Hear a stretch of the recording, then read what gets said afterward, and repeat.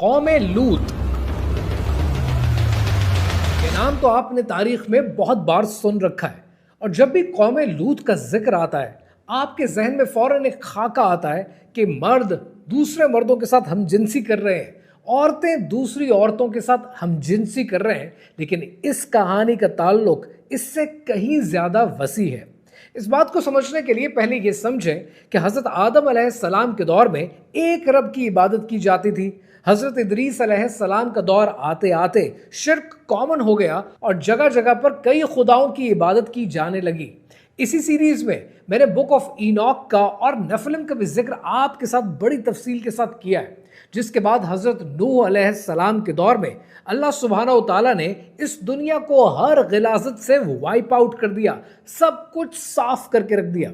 और फिर हजरत इब्राहीम अलैहिस्सलाम के दौर में इंसान उस दौर से गुजरा जहां उसने एक रब से कई रब और कई रब के बाद अपने आप को रब मानना शुरू कर दिया और नमरूद ने खुदाई का दावा किया। लेकिन वहीं पर एक कहानी और छुपी हुई है जो आपकी नजरों से ओझल है, जिसका ताल्लुक कौम लूत से है। कहानी क्या है, आइए समझते हैं।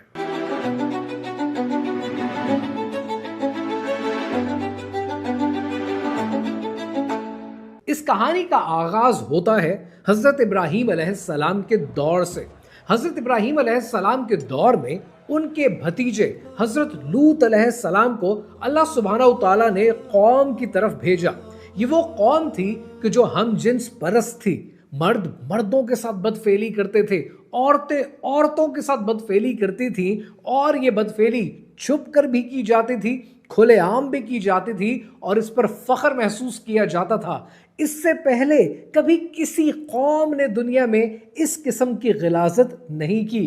हजरत लूत अलैहिस्सलाम ने इस कौम को बहुत समझाया।